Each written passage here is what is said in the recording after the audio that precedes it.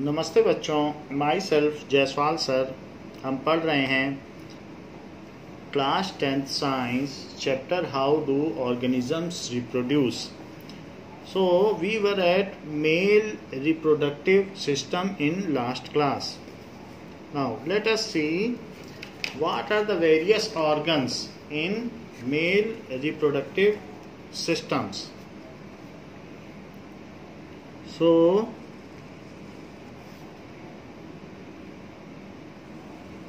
the male reproductive system consists of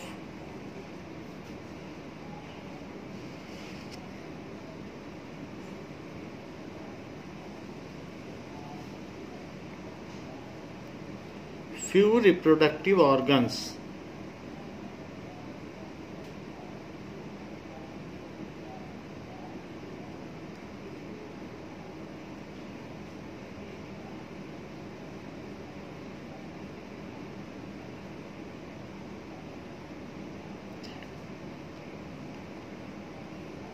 That is penis, and in penis there is urethra from which the ejaculation occurs. So this is urethra opening. This is also for urinating. And other part is below penis, that is scrotum, a pair of pouches in which testes are encased. So this is scrotum. So this is male reproductive system that we are seeing over here. Now so in this there are a pair of testes, and also it has a sac like structure which contains epididymis.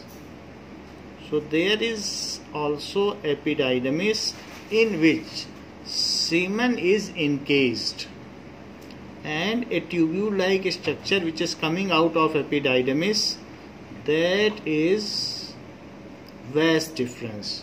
So the epididymis is like this.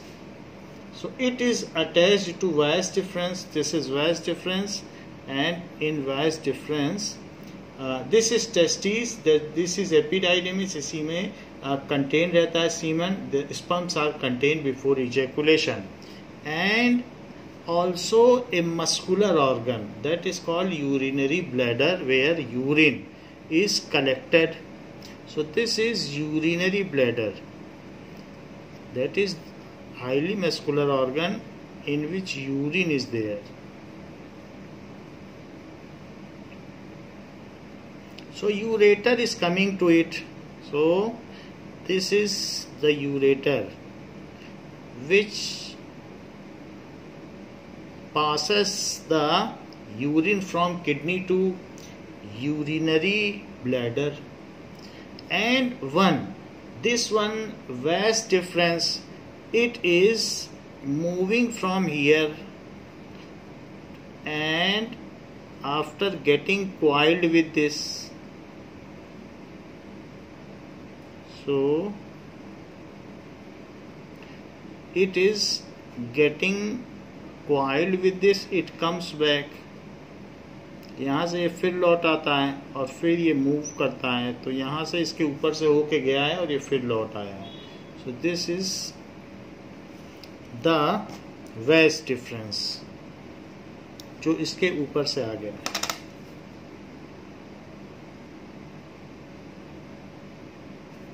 Now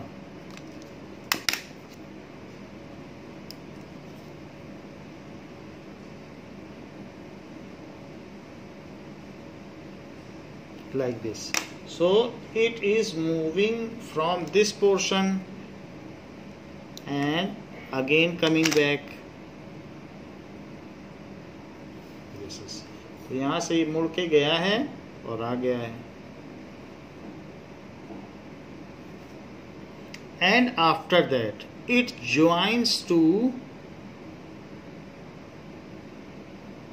this vas, it is all vas difference. यहाँ से यहाँ जो जा रहा है और यहाँ तक जा रहा है, it is all vas difference through which sperm moves, which is produced in testes to, यहाँ से ये मूव करता है वास डिफरेंस से, और यहाँ से मूव करते करते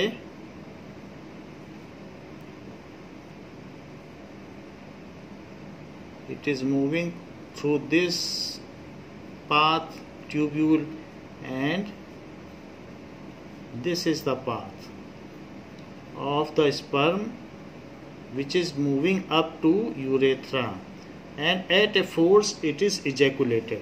So this is vas difference. However, on other hand, there is a urinary bladder. तो ये urinary bladder है, ये urinary bladder है, इसमें यूरिन कलेक्ट रहता है. So this is urinary bladder. One part from urinary bladder joins it. तो urinary bladder, क्योंकि यूरिनेशन भी उसी से होता है, इसलिए इसमें से भी एक ट्यूब है जो निकलती है और इससे ज्वाइन कर जाती है. So both are having common opening. ये कॉमन ओपनिंग है. तो यूरिनरी ब्लैडर यहाँ स्फिंक्टर मसल है जो उसको कंट्रोल करती है, कि रेगुलेट करती है यूरिन का. ब्रेन से जब ऑर्डर मिलता है उसके बाद ही यूरिन यहाँ से रिलीज होता है. सो this is the tube for which is joining to vas difference. And there are some other organs which are assisting in lubrication of the sperms so that it becomes highly motile, and it becomes it also collects nutrition. So इस तरीके का जो organ होगा जो यहाँ पर दिखाया गया है, so it is seminal vesicle and prostate glands. तो ये जब आता है यहाँ से स्पर्म, तो इसमें मोटिलिटी बढ़ाने के लिए यहाँ से इसको लुब्रिकेशन मिलता है. So there is one more chemical secreted in it, and also nutritions are secreted in, so that the sperms become motile, and now it is called semen. उसके बाद फिर इसे सीमन कहते हैं. तो हमने यहाँ पर देख लिया कि किस तरीके से the pair of testis which are enclosed in it, it is called scrotum. So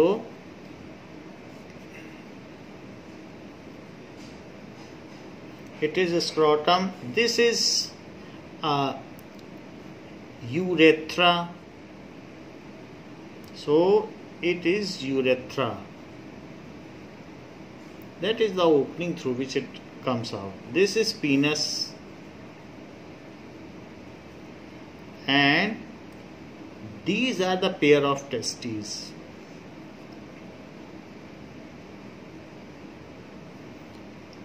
And it is epididymis.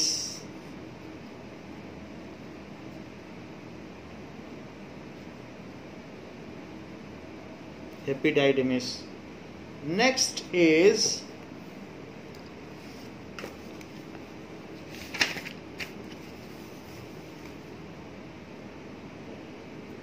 epididymis. Y यहाँ रहेगा, DIDYD, DIDY, यहाँ पर y रहेगा, epididymis. Now next is ureter. तो ये जहाँ से यूरिन इसमें आ रहा है, that is ureter.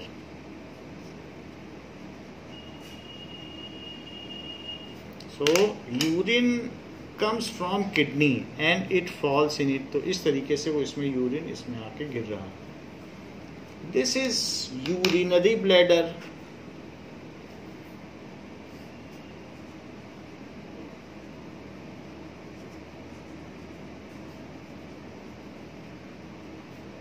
And one is prostate glands. इनके हम फंक्शन देखेंगे क्या क्या हैं.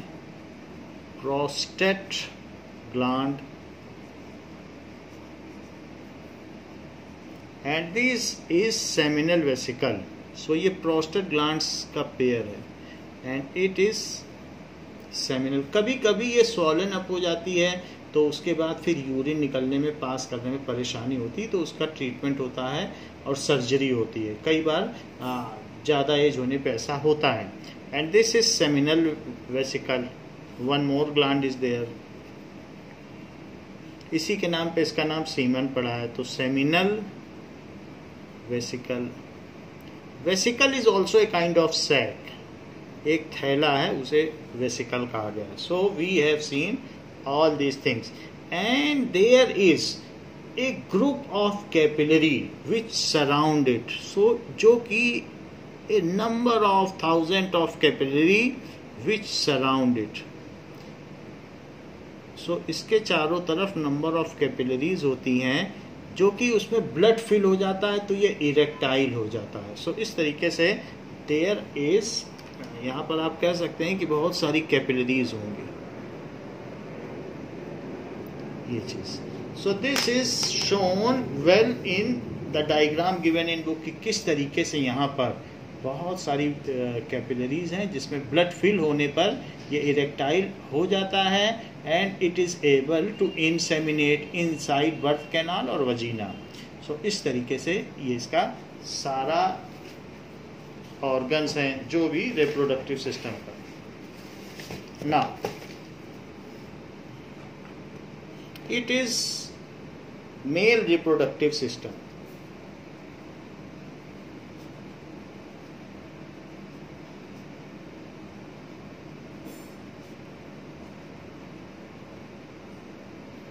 सो टेस्टीज आर, अब इसमें क्या क्या चीजें, हमने इसके पार्ट्स तो देख ही लिए थे। So testes are the oval shaped organ which lie outside the abdominal cavity. Testes are oval shaped organ, ये है testes, which lie outside the abdominal cavity.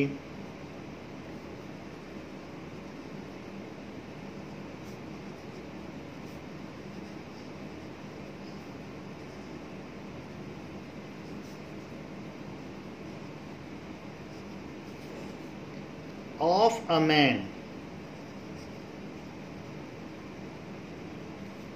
Now, a man has two testes, a pair of testes which are primary reproductive organ in man. Man has a pair of testes which are primary reproductive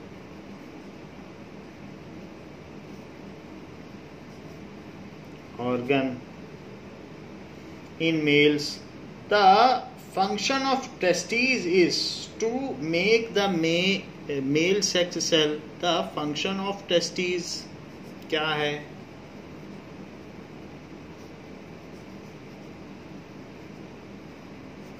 Is to make male sex cells, that is male gamete you can say, or sperm, that is sperms.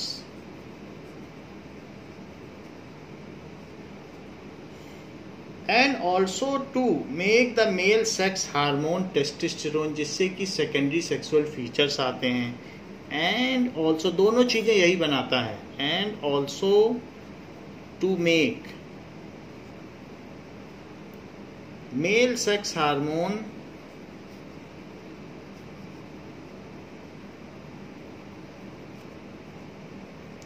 Testosterone. So जो भी sensation होता है, arousal है, वो testosterone की वजह से ही होता है। ये नहीं कि एक बार सेकेंडरी सेक्सुअल फीचर आ गए तो फिर टेस्टोस्टेरोन कभी नहीं बनेगा। So it is also needed at every time. Now so testes of a man make the sex gametes from puberty onwards. तो ये कब बनाता है? So testes produce sperm इनका लाइफ टाइम क्या है? Millions of sperms starting from onset of puberty to lifetime.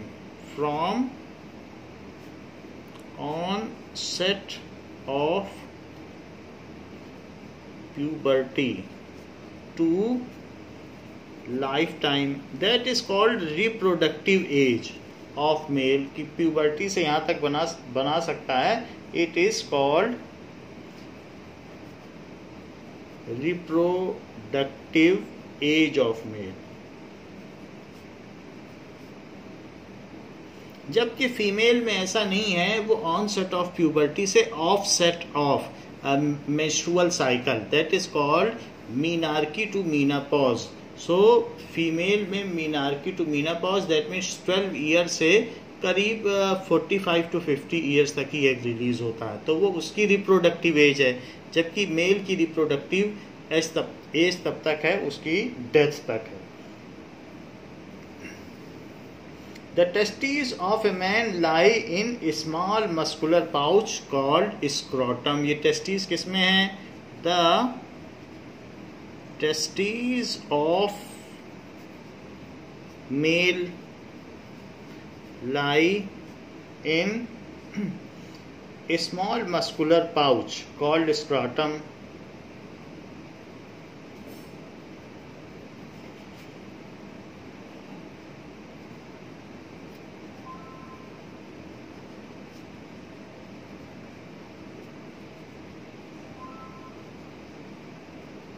Which has a folded skin, उसकी folded skin होती है. Which has folded skin to increase surface area and lowering the temperature 3 degree lesser than the body temperature. And उससे क्या होगा, जब surface area ज़्यादा होगा तो हीट डिसिपेशन ज़्यादा होगा. And lowering the temperature 3 degree Celsius lesser than body temperature. Body temperature से 3 डिग्री लेसर रखता है.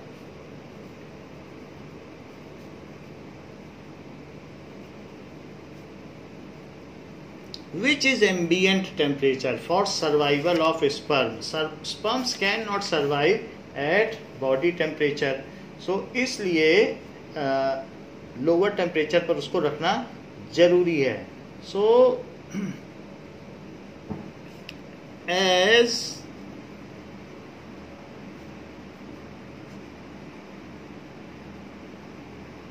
sperm formation requires a lower temperature than the normal body temperature. Requires a lower temperature than the normal body temperature. उसके बनने के लिए lower temperature चाहिए.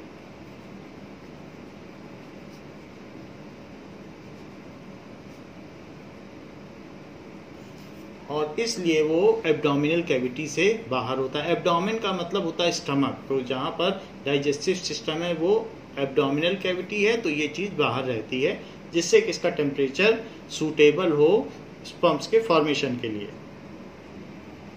So it provides the optimal temperature, that is the most suitable temperature for sperm formation. That is 37 degree Celsius is our body temperature and 34 degree Celsius is the temperature ambient or most suitable for making sperms. तो 37 से 3 minus करो तो 34 degree आएगा और sperm formation के लिए वही suitable temperature है. Now the sperm formed in the testis come out and go into a coiled tube. उसके चारों तरफ जो टेस्टीज हैं, तो टेस्टीज के चारों तरफ एक क्वाइल्ड ट्यूब होती है। तो ये यहाँ पर ये चीज़ ऊपर नहीं दिखाई जा सकी है, लेकिन यहाँ पर ये क्वाइल्ड ट्यूब होगी और ये चीज़ एपिडाइडमस है, जिसमें से वही क्वाइल फिर निकल जाएगी।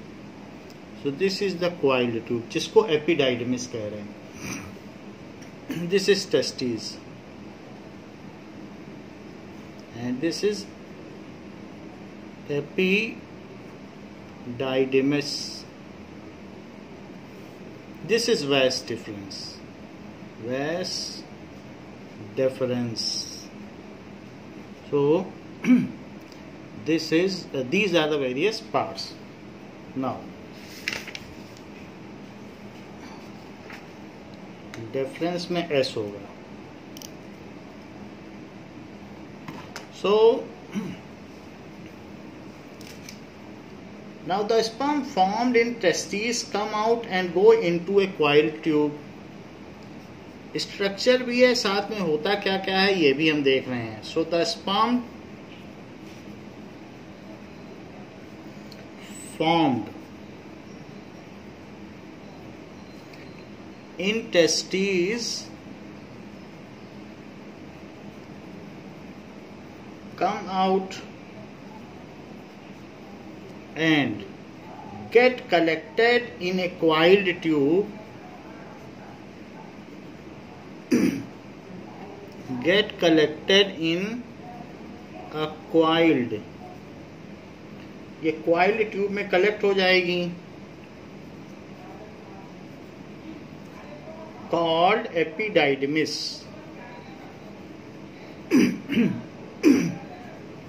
Epididymis until it is ejaculated, और तब तक रहेगी जब तक ये निकाल न दी जाए. Until it is ejaculated outside urethra, urethra से निकल न जाए तब तक ये उसी में रहती है. Now from epididymis the sperms are carried by a long tube called vas deferens. From epididymis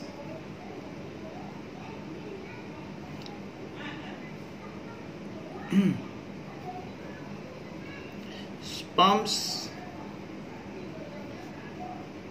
move through a long narrow tube called sperm duct, उसे sperm duct कहते हैं या vas deferens कहते हैं.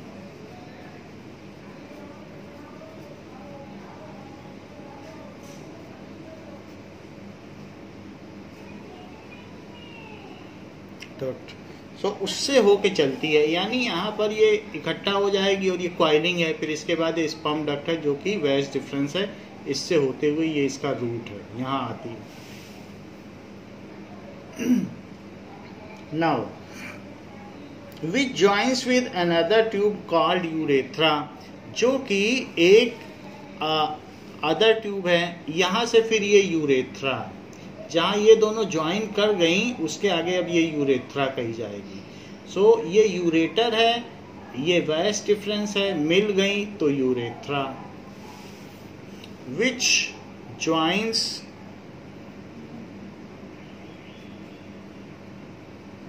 with another tube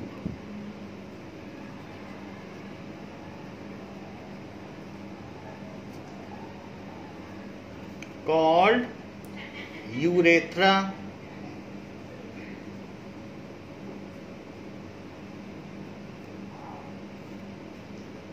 Coming from the bladder, coming from bladder, जो bladder से आ रही है, यूरिनरी ब्लैडर से, वहीं से उसको यूरेथ्रा कहा गया है. सिर्फ ये जो vas deferens है वो उसमें अटैच हो गया, इतनी सी बात है. Urination is our primary job, तो इसलिए जबकि sperm ejaculation is secondary job, urination always takes place. So it is, the name is given on that basis, it is called urethra. So called urethra coming out from urinary bladder.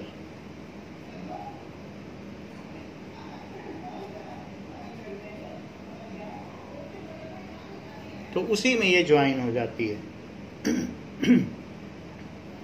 Now along the path of voice difference, the glands called seminal vesicle and prostate gland at their secretion.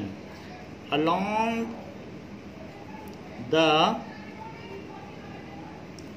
path of vas deferens, seminal, the glands called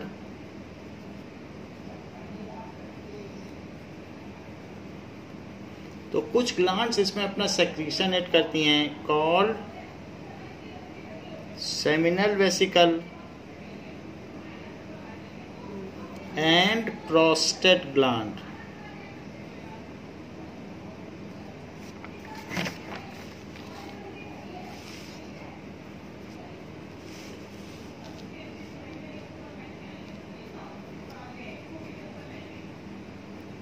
At their secretion,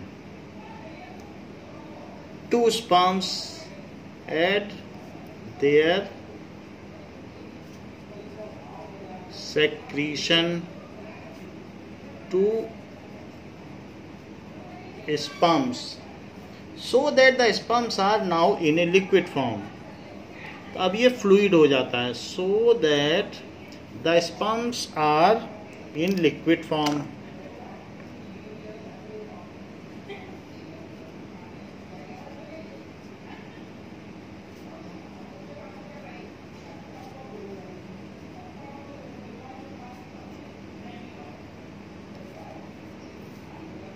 This liquid plus sperm is collectively called semen. So this liquid along with sperm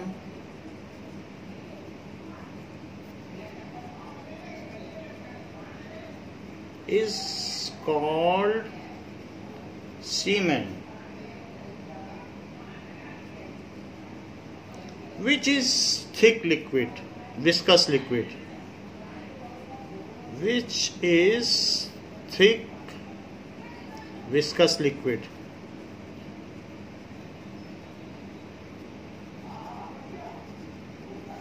जैसे Honey viscous है उसी तरीके से जो मुश्किल से flow करे उसको विस्कस कहेंगे। सो थिक विस्कस लिक्विड रहेगा। The secretions provide nutrition to sperm and make their transportation much easier, make them highly motile. जो इनमें से ग्लैंड्स में से सेक्रीशन छोड़े गए हैं, सो सेक्रीशंस का इनका क्या काम है सेमिनल वेसिकल्स और प्रोस्टेट ग्लैंड का? So secretion make sperms motile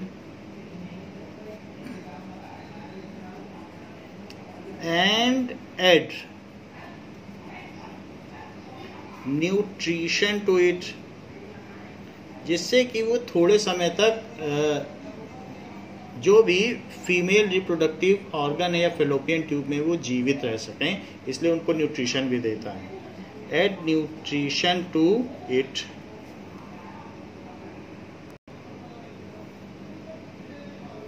now this makes the transportation of the semen easier. So urethra carries the sperms to an organ called penis. अब इसके बाद ये यूरेथ्रा से होते हुए आगे कहाँ जाएंगे? They move towards penis. So from urethra यहाँ से इनको एडिशन मिल गया, फिर इसके आगे ये पीनस की ओर चलते हैं। सो यहाँ से आए यहाँ और यहाँ से इनको न्यूट्रिशन और लुब्रिकेशन मिला और फिर आगे ये बढ़ गए। अब ये थिक लिक्विड हो गए। सो urethra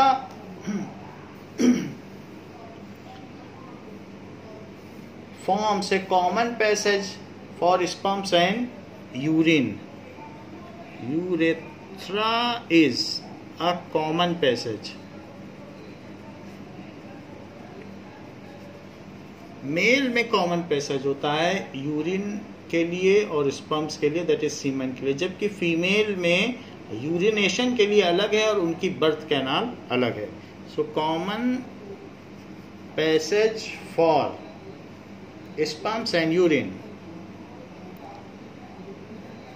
For sperms and urine. Urethra carries the sperms to an organ called penis. So that is, semen is carried by penis, and when it is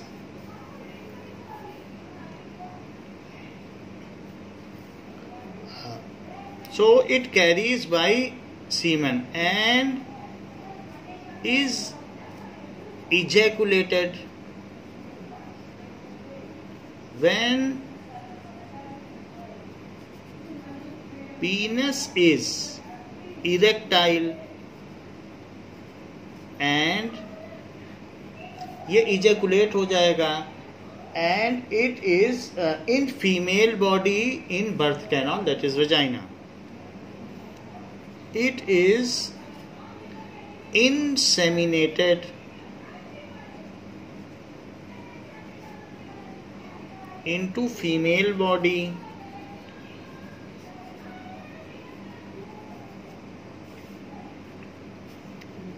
in birth canal.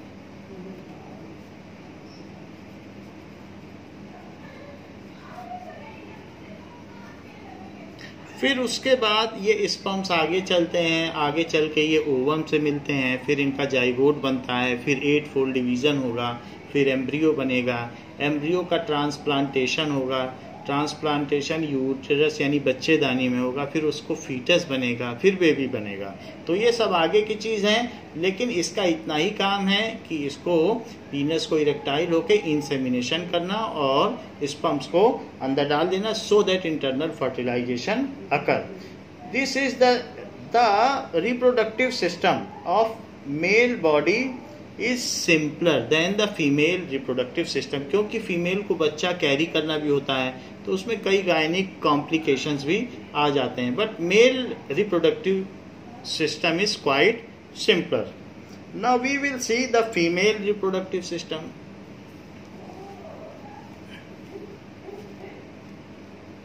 The female reproductive system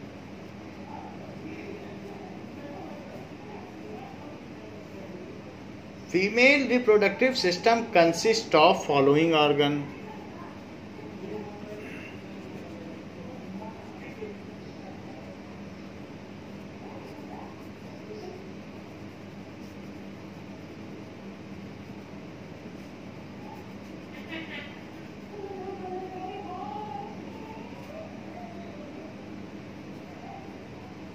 तो इसमें क्या क्या organs होंगे? That is ovaries, oviduct,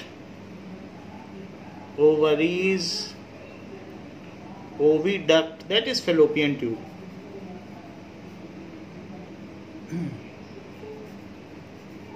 fallopian tube, uterus and vagina, uterus and vagina.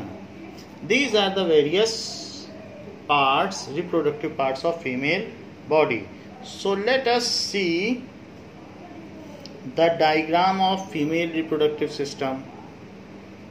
So this is the diagram of female reproductive system.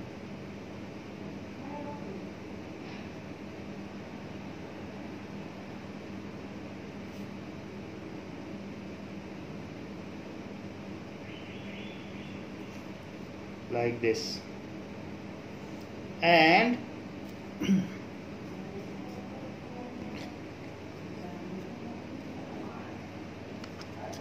it is some other way.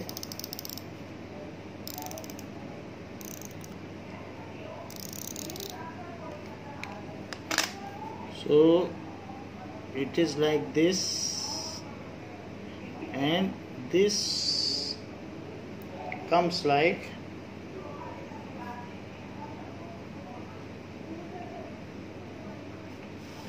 ये ऐसे आता है and then becomes narrower. सो ये narrower opening है, after that it becomes broader.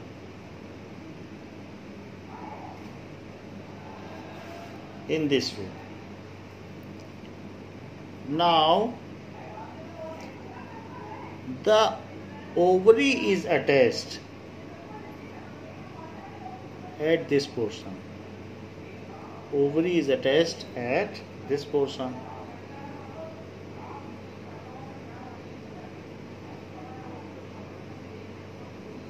So ये ovary है।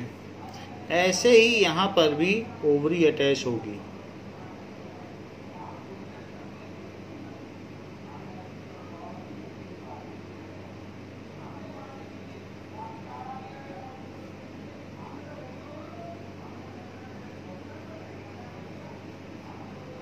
Like this. This is a finger like structure. So इसमें fimbriae होता है, बहुत सारी फिंगर लाइक, ये फनल कोन शेप्ड है। So it is opening of oviduct, ये ओपनिंग है।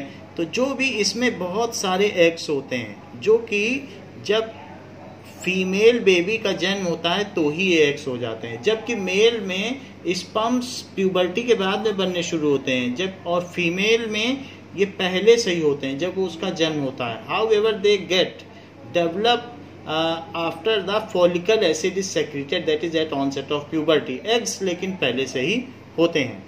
तो यहाँ पर ये चीज़ दिखाई गई है कि किस तरीके से फीमेल रिप्रोडक्टिव ऑर्गन है। सो दिस इज बर्थ कैनाल। यहाँ से जो बच्चा निकलता है ये बर्थ कैनाल है, इसमें सबसे ज़्यादा तकलीफ होती है मदर को। So now it is vagina where insemination takes place. Now penis goes up to here and this is cervix. This is cervix and narrower opening above it. The penis cannot go. So it is cervix and it is uterus. इसको बच्चेदानी कहते हैं, यहीं पर बच्चे का development या growth होता है। So this is uterus.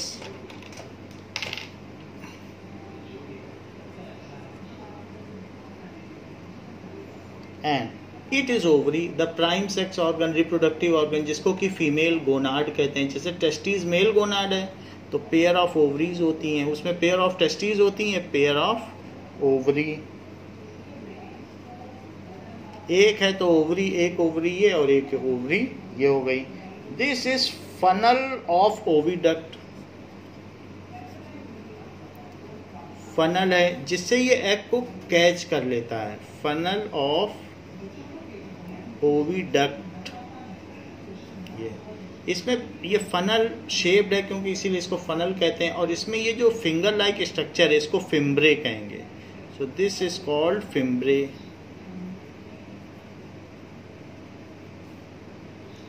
This is, ये जो यहां से यहां तक दिख रहा है, this portion, tube like portion, ये और भी लॉन्गर होता है। तो इस चीज को कहते हैं फेलोपियन ट्यूब। और थोड़ा सा नैरोवर भी होता है। नाउ ये जो भी पोर्शन है इट इज लाइक दिस।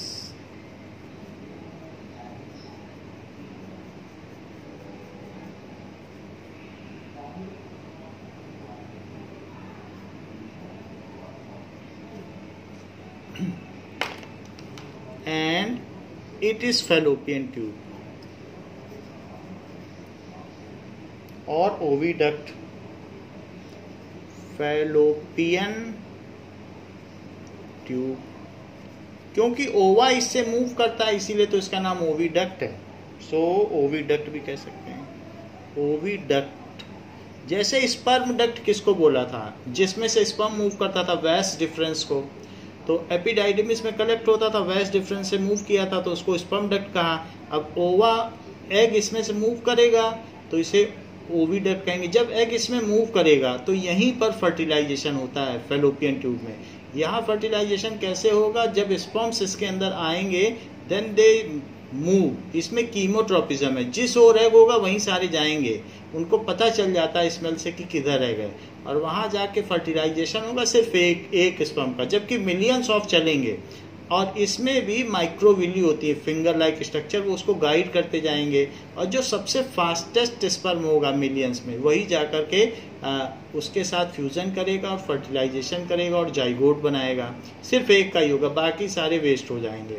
और उसके बाद वहाँ से डिवीजन होगा उसका 8 फोल्ड, माइटोसिस होगी 1 to 2, 2 to 3, क्योंकि अब वो 2n क्रोमोसोम उसमें हो गया है, जाइगोट बन गया है, तो 1 to 2 ऐसे करके जब 8 टाइम्स डिवीजन हो जाएगा तब उसे एम्ब्रियो कहा जाएगा। जब एम्ब्रियो बन जाएगा फिर यहाँ पर ये प्लेसेंटेशन होगा, तो इस पर एक थिक ब्लड और म्यूकस की लाइनिंग आ जाएगी।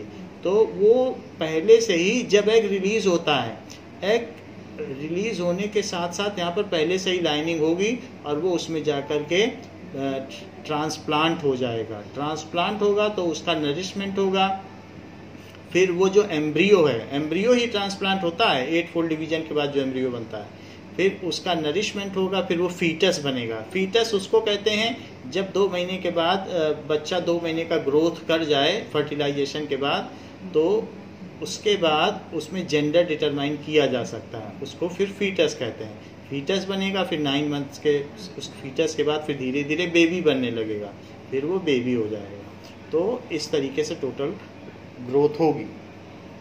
And these are the various portion of female reproductive system, जिसमें हमने ये फैलोपियन ट्यूब देख लिया है, and ovary, and this is uterus.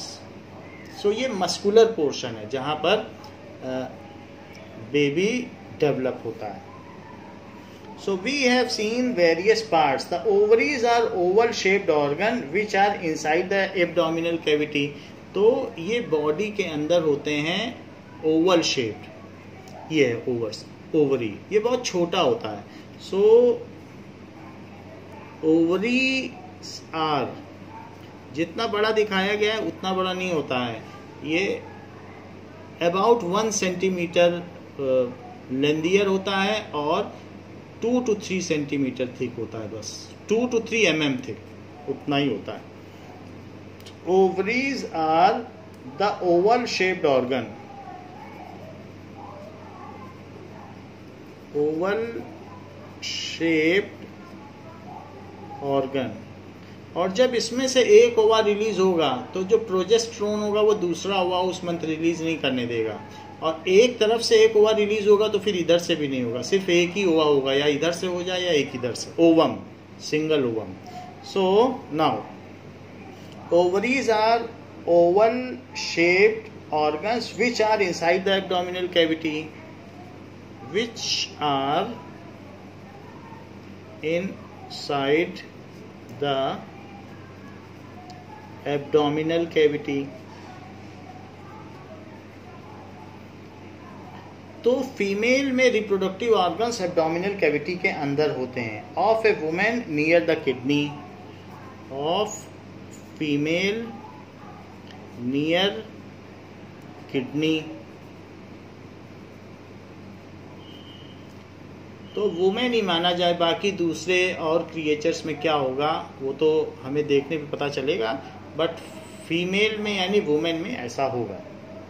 Human की बात कर रहे हैं। Now A women has 2 ovaries, has 2 ovaries. The function of ovaries is to make mature female sex cell. इनका काम क्या है? The function of ovaries is to mature. यहाँ पर ये बात कही गई है to make mature female sex cell. Female sex cell क्या होती हैं? दैट इज ओवम और एग। तो इनका काम है एग बनाना। And also to make the female sex hormones for secondary sexual features and arousal, and also to make female sex hormones, इनका एक और भी काम है।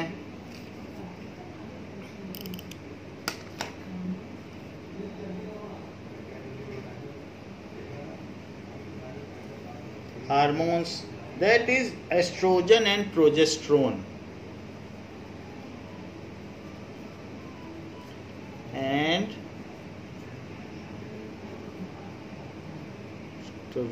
so इनका काम सेक्स हार्मोन्स भी रिलीज करना है और ये पूरी लाइफ रिलीज करना होता है, क्योंकि जो इस पर लाइनिंग बनेगी, थिक लाइनिंग जिस पर ट्रांसप्लांटेशन होगा, उसके लिए भी यही दोनों रिस्पॉन्सिबल हैं। यही नहीं कि सेकेंडरी सेक्सुअल फीचर्स के लिए रिस्पॉन्सिबल है, they are responsible for release of egg and for suppressing the release of other egg when one egg is release. It is responsible for making of blood lining and it is responsible for breaking of blood lining. तो each ovary is composed of several thousand follicles. इनमें follicles होते हैं, eggs होते हैं जो unmatured होते हैं। Each ovary contains या कंपोज्ड ऑफ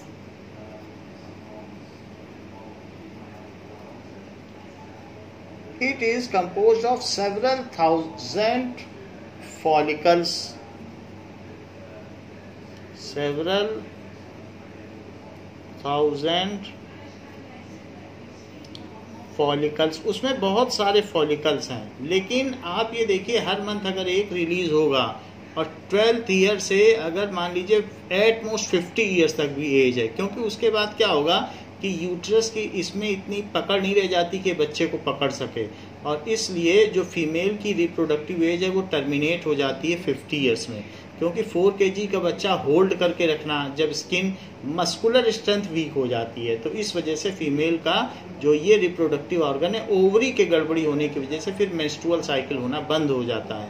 तो इसलिए अगर 12 ईयर से 50 ईयर्स तक एक एग रिलीज हुआ तो there are 32 years of reproductive as.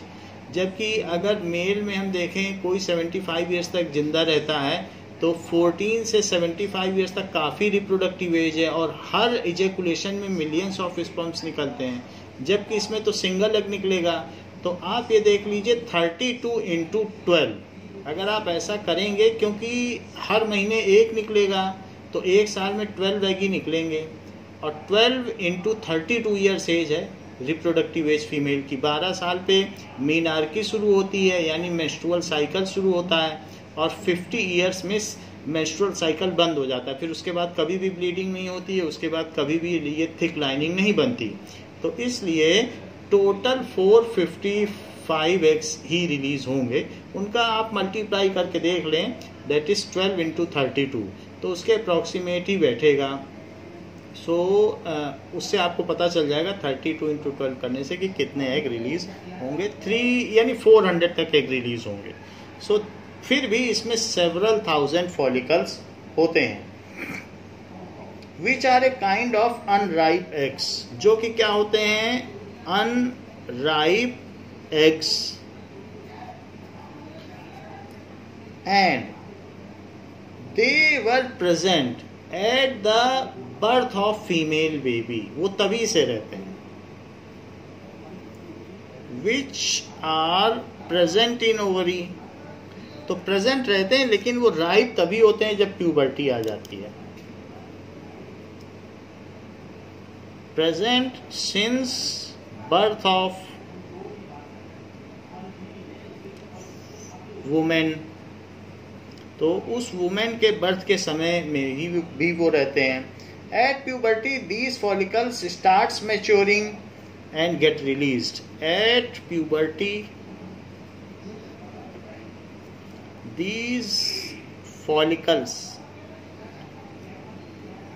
आप देखते होंगे कि जो इस तरीके से मदर है तो उसको फॉलिक एसिड भी दिया जाता है, जो भी प्रेग्नेंट वुमेन है, तो उसको उससे बॉडी में जो भी चेंजेस हैं वो बच्चे के अनुकूल हो तो वो दिया जाता है, तो इसी के नाम पे फॉलिक एसिड बना है।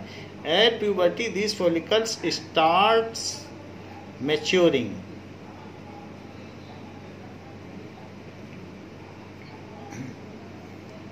To form ripe eggs, to form ripe eggs, उसी को ओवम कहेंगे. और ओवा required for fertilization. So these are the ova. Ovum से ओवा बना है. That is required for fertilization. Only ripe eggs are released. Unripe egg release कर दिए जाएंगे तो उसका कोई मतलब नहीं है. Required for fertilisation. तो इस तरीके से हर महीने एक एग राइप होता है और एक एग रिलीज होता है. ये बात तो हमने देख ली कि ओवरी में क्या होता है. उसमें बहुत सारे फॉलिकल्स होते हैं हर ओवरी में, और ये किस तरीके से अटैच्ड होता है. तो ये बात हमने फीमेल रिप्रोडक्टिव सिस्टम में नेमिंग देख लिया है, और ये भी देख लिया है कि ओवरी का काम है एस्ट्रोजन और प्रोजेस्टेरोन को निकालना थ्रू आउट लाइफ, और साथ ही साथ में ओवा को भी निकालना. ये सारे काम इसके हैं. Now as just above the ovaries are tubes called oviduct. Just above the ovaries are tubes called oviduct. वो fallopian tube है. And fallopian tube भी इसको कह सकते हैं. Whose ends are cone shaped. Whose ends are cone shaped. वो cone shaped होते हैं जिसको funnel of oviduct कहते हैं. Called funnel of oviduct. And they contain finger like structure, जिससे कि वो एग को ऐसे ऐसे खींच लें. ऐसे फिंगर लाइक स्ट्रक्चर होता है तो फिम्ब्रे होती है. And these contain finger like structure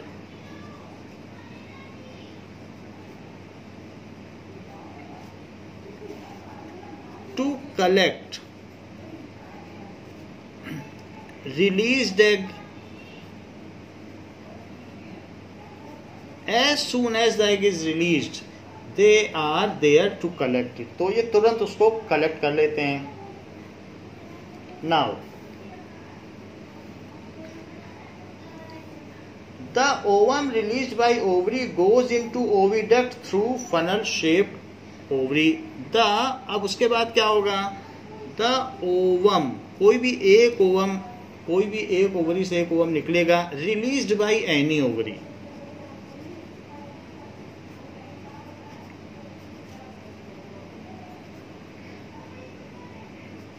moves through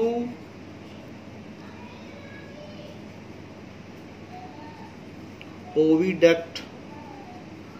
तो अब ये ओविडक्ट से चलती है. That is fallopian tube.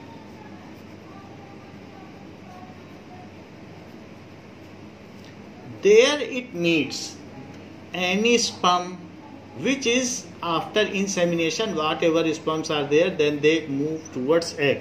तो fallopian tube में जब ये यहाँ पर ओवा चलेगा तो इस तरीके से ये आगे बढ़ता चला जाएगा, और यहाँ से स्पर्म्स आएंगे तो वो उससे मीट कर जाएंगे, और यहीं फर्टिलाइजेशन इसी में होगा. ये जो फनल शेप्ड फैलोपियन ट्यूब है यहीं कहीं पर फर्टिलाइजेशन हो जाएगा. तो इस तरीके से इसका मूवमेंट होगा, फर्टिलाइजेशन हो जाएगा, और फिर उसके बाद इसका ट्रांसप्लांटेशन हो जाएगा. सो ओविडक्ट में चल रही है. ओविडक्ट में चलने के बाद देयर इट में आइदर गेट फर्टिलाइज्ड. ये कभी कभी फर्टिलाइज हो जाएगी. मान लीजिए इंसेमिनेशन हो गया, मेटिंग हो गई तो फर्टिलाइज हो जाएगा. इट में gate encountered bye some sperm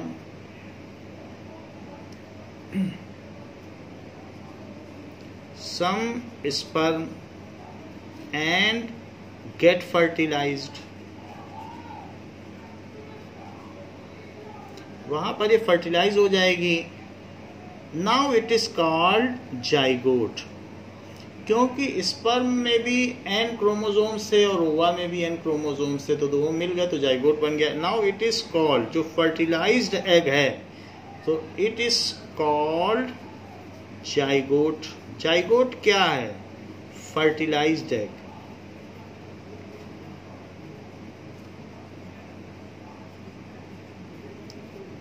during further course of travel through fallopian tube. अब आगे फिर बढ़ी जब फर्टिलाइज हो गई. During further course of travel through fallopian tube,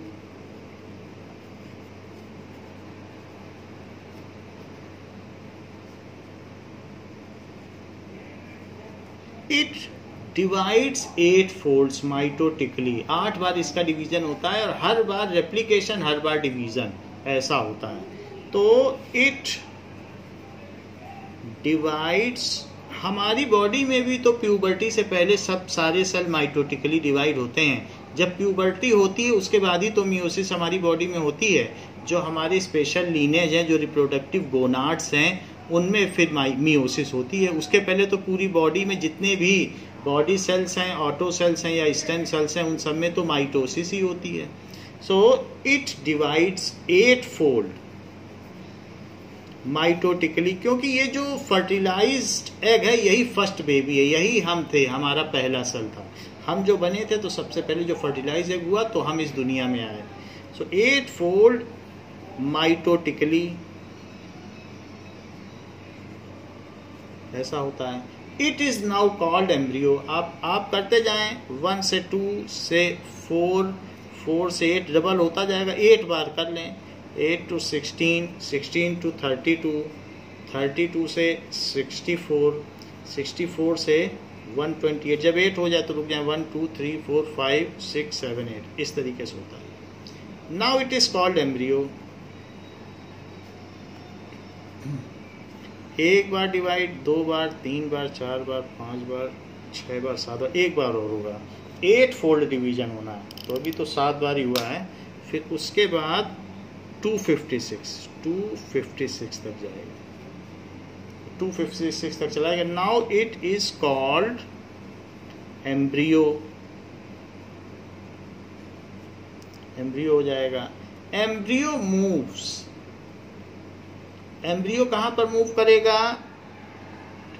towards uterus.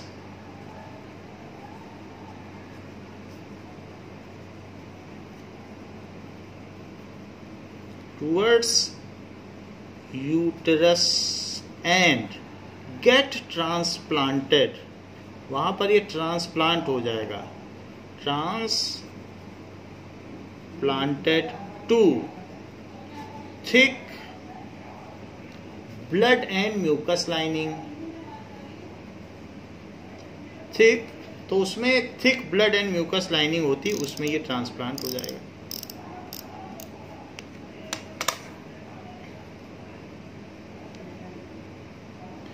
Thick and spongy भी रहती है. Spongy blood and mucus. Mucus वही है जो हमारी नोज कभी कभी फ्लो करती है तो जो म्यूकस निकलता है वही म्यूकस है. Mucus lining. तो वहां पर ये प्लांट हो जाता है, ट्रांसप्लांट हो जाता है. It is called placentation. It is called placentation. वहां पर इसका प्लेसेंटेशन हो जाता है. जैसे कि यहाँ पर दिखाया गया है कि इस तरीके की लाइनिंग होती है. ये देखिए, थिक ब्लड लाइनिंग है. तो वहाँ पर ये जाकर इसका प्लेसेंटेशन हो जाता है. और इसमें फैलोपियन ट्यूब आप देख लीजिए, ओवरी को बहुत अच्छे से ग्रिप भी कर रही है. तो बुक में अच्छा दिखाया गया है. और ये थिक ब्लड लाइनिंग है जिसमें सबसे अंदर है वो एंडोमीट्रियम है और बीच में मायोमीट्रियम है. तो एंडोमीट्रियम और मायोमीट्रियम हम उसको लिख देंगे. अब देखिए, तो इस चीज़ को कहते हैं प्लेसेंटेशन। ये जो लाइनिंग होती है यहाँ पर ओवरी में, तो ओवरी में इसमें क्या होता है कि इस तरीके की ब्लड लाइनिंग डेवलप हो जाती है, ऐसे थिक एंड स्पॉन्जी। और इसी में जो फैलोपियन ट्यूब से एम्ब्रियो निकल कर आया है, यहीं से निकल कर आया है, तो इसमें यहाँ से निकल कर आया है, चाहे इधर से आया हो चाहे इधर से, तो यहाँ से जब आएगा तो वो इसी में ट्रांसप्लांट हो जाएगा और उसके पीछे एक डिस्क लाइक स्ट्रक्चर होगा यहाँ पर, जिसको कि प्लेसेंटा कहते हैं, और अच्छी तरीके से इसमें जम जाएगा। इसी को ट्रांसप्लांटेशन या प्लेसेंटेशन कहते हैं। और ये जो चीज़ है पीछे डिस्क लाइक स्ट्रक्चर है, इसको प्लेसेंटा कहेंगे। Disc like structure, it is called placenta. और ये एम्ब्रियो है, ये जो चीज़ थी ये एम्ब्रियो है। सो एम्ब्रियो जब इस पे ट्रांसप्लांट हो जाएगा, फिर उसके बाद क्या होगा, now it further get nourishment. अब इसके बाद इसको नरिशमेंट मिलेगा through mother's body. It further get nourishment through mother's body.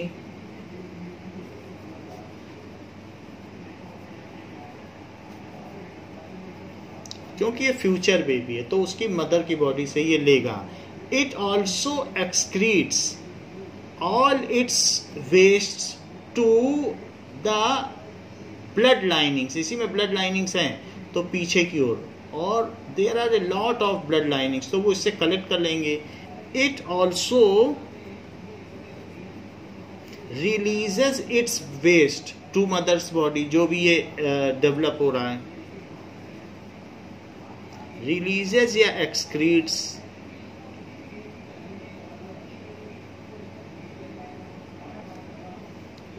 It's waste. तो ये जो एक्सक्रीशन होगा, it excretes its waste through mother body.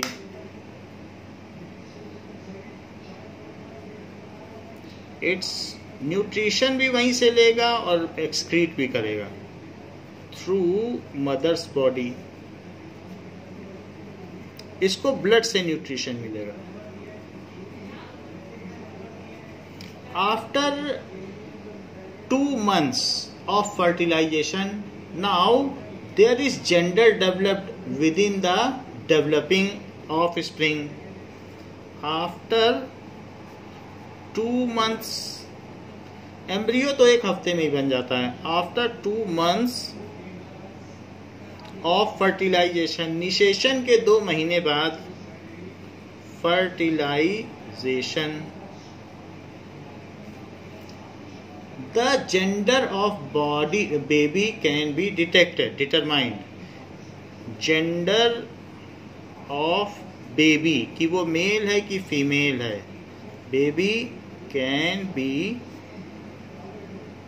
Determined. Now it is called fetus. Now it is called fetus. उसके बाद उसे fetus कहेंगे।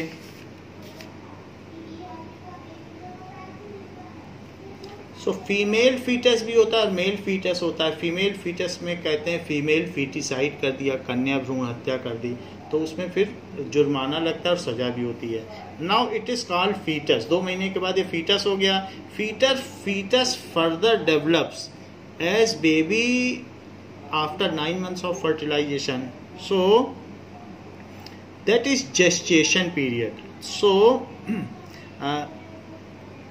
Now fetus develops in baby in a duration of 9 months after fertilization.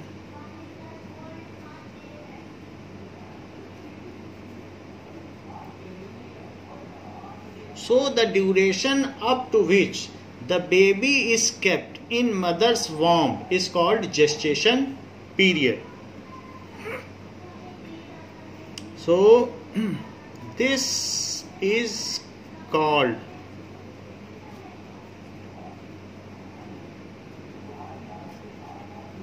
Period. तो fertilisation के 9 month में ये पूरा develop हो जाता है एंड इट इज पार्ट यूरिटेड. फिर इसके बाद इट इज पार्ट यूरिटेड. यूरिटेड का मतलब है, पार्ट यूरिटेड का मतलब है डिलीवर्ड. फिर ये डिलीवर कर दिया जाता है. तो यहां पर धीरे धीरे ये जो छोटा आप एम्ब्रियो है वो बेबी बन जाएगा और बेबी के चारों तरफ एक यहाँ पर बैलून होगा जिसमें फ्लूइड भरा होगा. बेबी हमेशा फ्लूइड में तैरता रहता है और उसका जो नेवल है उसमें से एक अम्बिलिकल कॉर्ड, उसकी नाभि में से एक अम्बिलिकल कॉर्ड निकलती है जो इसी प्लेसेंटा से जुड़ी रहती है और वहां से वो अपना हिलता डुलता रहेगा और खाना पीना लेता रहेगा. तो अम्बिलिकल कॉर्ड फिर काट दी जाती है और फिर उसको टाई कर देते हैं, फिर वो सूख जाती है. सो इस तरीके से नाउ इट इज पार्ट यूरिटेड. ये तो वो बात हो गई कि अगर मान लीजिए फर्टिलाइजेशन हुआ तो फिर क्या क्या चीजें होंगी. That has been discussed over here कि if fertilisation of the baby occur तो क्या क्या होगा. Here it is clearly shown that how the baby is kept in balloon. तो यहाँ पर आप देख लें और अम्बिलिकल कॉर्ड भी लिखा है कि अम्बिलिकल कॉर्ड क्या है जो उसके नेवल से माँ को कनेक्ट करती है. अब देखिए फिर और इसके बाद एम्ब्रियो बहुत छोटा होता है. एम्ब्रियो के केस में जेंडर तो डिसाइड नहीं होता है लेकिन फिर भी एम्ब्रियो में भी कुछ शेप होता है.